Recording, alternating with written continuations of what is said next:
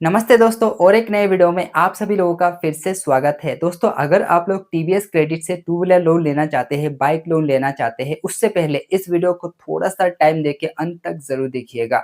इस वीडियो में मैं आप लोगों को TVS credit two wheeler loan के बारे में डिटेल में सारी चीज़ें एक्सप्लेन करने वाला हूँ।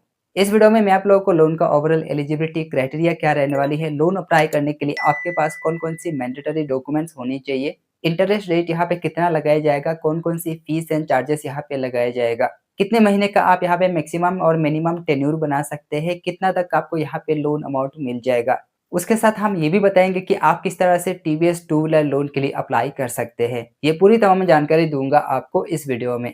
तो गाइस अगर आप लोग इंटरेस्टेड हो टीवीएस क्रेडिट लोन के बारे में पूरी जानकारी चाहिए, तो इस वीडियो को अंत तक ज़रूर देखिएगा।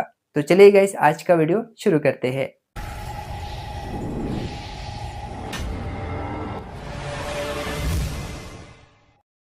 दोस्तों वीडियो शुरू करने से पहले एक रिक्वेस्ट है, अभी तक हमारे इस चैनल को सब्सक्राइब नहीं किया है तो जल्दी से सब्सक्राइब करके बेल आइकन दबा के रखिए, क्योंकि इस चैनल पे आपको लोन, क्रेडिट कार्ड और बैंकिंग रिलेटेड बहुत सारे जानकारी मिलते रहेंगे।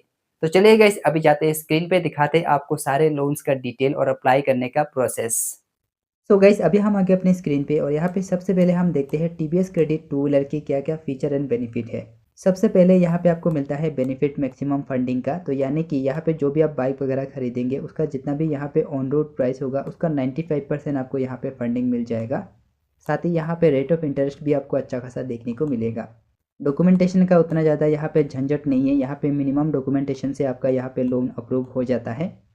साथ ही यहाँ पे आपका जो लोन है ना वो बहुत जल्दी अप्रूव हो जाता है, लगभग यहाँ 2 मिनट लगता है यहाँ पे लोन अप्रूव होने में।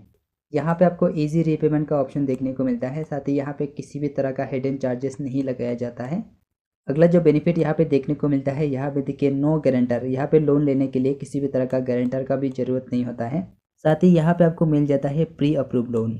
उसके बाद आपको अगला जो बेनिफिट मिलता है वो है आपका फ्लेक्सिबल टेन्योर, यानी कि जो भी आप यहाँ पे लोन लेंगे उसका आप यहाँ पे 12 महीने से लेके 60 महीने तक का आप यहाँ पे टेन्योर बना सकते हैं।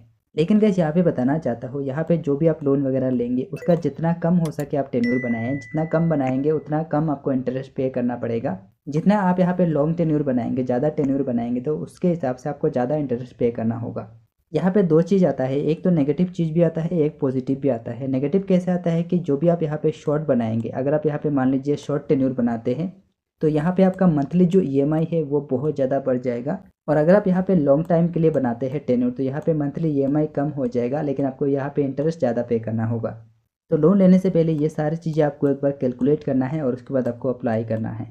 चलिए अभी हम बात करते हैं, अगर आप TVS credit two wheeler loan लेते हैं तो यहाँ पे क्या क्या चार्जेस लग जाता है। तो सबसे पहले आता है आपका प्रोसेसिंग फ़ी, साथ ही यहाँ पे जीएसटी वगैरह लग जाता है।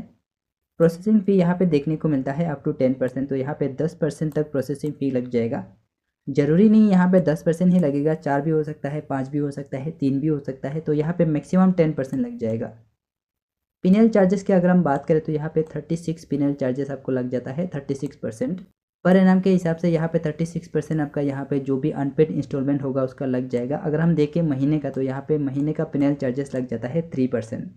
फोरक्लोजर का यहाँ पे चार्जेस लगता है अगर आप यहाँ पे लोन मैच्योर होने से पहले बंद करना चाहते हैं। अगर आपका यहाँ पे जो लोन है वो 12 महीना तक बचा हुआ है या फिर उससे कम बचा हुआ है तो यहाँ पे आपको 3% देना पड़ेगा आउटस्टैंडिंग अमाउंट का, यानी कि जितना भी पैसा बचा हुआ है उसका 3% आपको देना पड़ेगा पैसा, उसके बाद आपका लोन क्लोज हो जाएगा।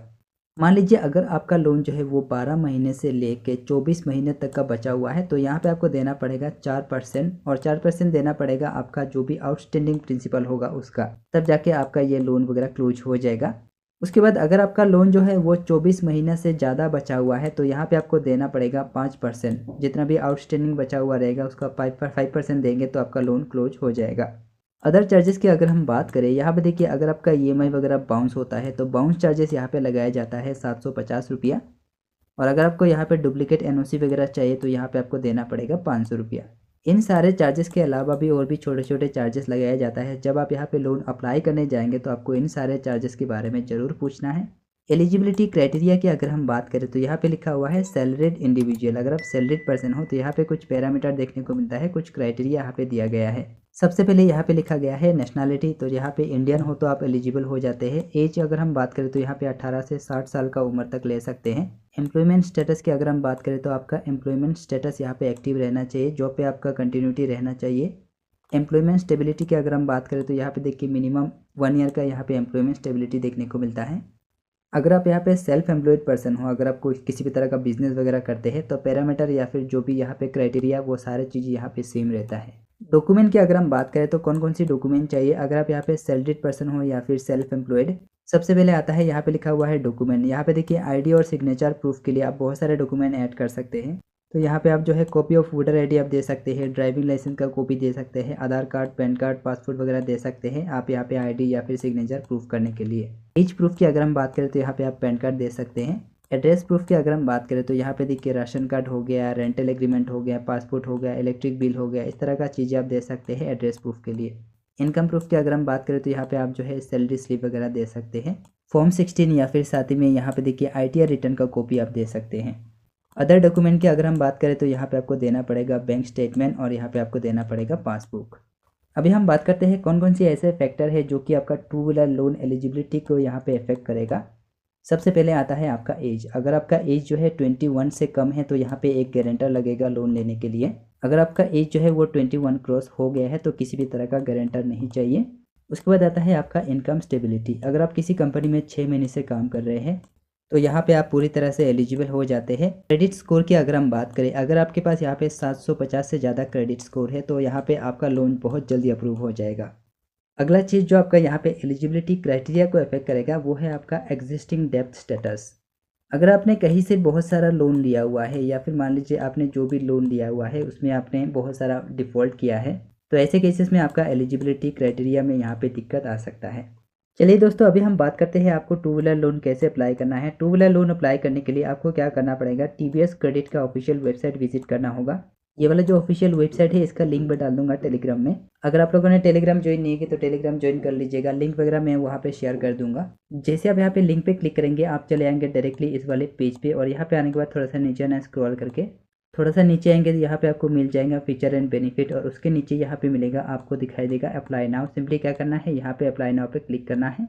आप आ जाएंगे इस वाले पेज पे, थोड़ा सा नीचे आना, स्क्रॉल करके यहाँ पे कुछ स्टेप दिया गया है, इन सारे स्टेप्स को फॉलो करके आप यहाँ पे अप्लाई कर सकते हैं। जैसे कि सबसे पहले यहाँ पे आपको लेना क्या है, यहाँ पे बाइक लेना है या फिर स्कूटर लेना है या फिर मान लीजिए आपको यहाँ पे इलेक्ट्रिक स्कूटर लेना है, वो आपको यहाँ पे सिलेक्ट करना है। उसके बाद यहाँ पे अपना इन्फॉर्मेशन वगैरह डाल देना है, जो भी आपका नाम वगैरह है वो डाल देना है। उसके बाद अदर इन्फॉर्मेशन आपको सिलेक्ट करना है। यहाँ पे आपको अपना नाम एड्रेस वगैरह डालने के बाद आपको यहाँ पे अप्लाई करने का ऑप्शन दिख जाएगा। आप सिंपली यहाँ से अप्लाई कर सकते हैं। उसके बाद जो भी रिप्रेजेंटेटिव होंगे वो आपको आगे हेल्प करेंगे। चलिए दोस्तों, अभी हम बात करते हैं कि अगर हम यहाँ पे टू व्हीलर लेते हैं और यहाँ पे अगर हम 36 मंथ का टेन्योर बनाते हैं और कुछ अमाउंट हम यहाँ पे रेंट ऑफ इंटरेस्ट लगा देते हैं तो यहाँ पे हमको कितना पे करना पड़ेगा टोटल इंटरेस्ट और यहाँ पे हमारा EMI कितना आएगा। तो यहाँ पे हम एक लोन अमाउंट को सेट कर लेते हैं कि मान लीजिए हमको यहाँ पे लेना है तो हम यहाँ पे लेते हैं कुछ 60,000 का, तो 60,800 रुपया का मुझे यहाँ पे लोन लेना है और यहाँ पे रेट ऑफ इंटरेस्ट दिखा रहा है 5%। तो यहाँ पे रेट ऑफ इंटरेस्ट जो होती है ना वो काफ़ी चीज़ों के ऊपर डिपेंड करके रेट ऑफ इंटरेस्ट कम या ज़्यादा होता है। आपको यहाँ पे रेट ऑफ इंटरेस्ट एग्जैक्टली तब पता चलेगा जब आप लोन अप्लाई करने जाएंगे। तो यहाँ पे हम कर देते हैं 11% और यहाँ पे हम टेन्योर बनाते हैं, यहाँ पे लिखा हुआ है 6 मंथ, इसको हम कर देते हैं 36 मंथ का। तो यहाँ पे 12, 14, 30, 32, 34, 35, यहाँ पे 36 महीने का हम बना देते हैं। तो देखो गाइज, यहाँ पे अगर आप 60,000 रुपये का लोन लेते हैं, यहाँ पे मैंने डाल दिया है 60,800 रुपये का और यहाँ पे हमारा मंथली EMI आ जाता है 1991 आ जाता है और यहाँ पे हमको टोटल देना पड़ता है इंटरेस्ट 10,800 रुपया अगर हम 60,000 का लेते हैं लोन। और यहाँ पे टोटल आपका कितना देना पड़ता है, टोटल हमको देना पड़ेगा 71,683 रुपीज़। ये तो मैंने आप लोगों को एस्टिमेटेड बताया है। यहाँ पे लोन अमाउंट भी आपका ज़्यादा हो सकता है, यहाँ पे रेट ऑफ इंटरेस्ट भी आपका ज़्यादा हो सकता है, उसके हिसाब से आपको यहाँ पे ज़्यादा इंटरेस्ट पे करना पड़ सकता है। सो गाइस, आई होप आपको समझ में आ गया होगा। मैंने आप लोगों को TVS credit two wheeler loan के बारे में सारी चीज़ें डिटेल में एक्सप्लेन कर दिया है। गाइस, किसी भी तरह का डाउट है, कुछ पूछना चाहते हैं तो मुझे कमेंट कीजिए, वहाँ पे मैं आपको रिप्लाई ज़रूर दूंगा।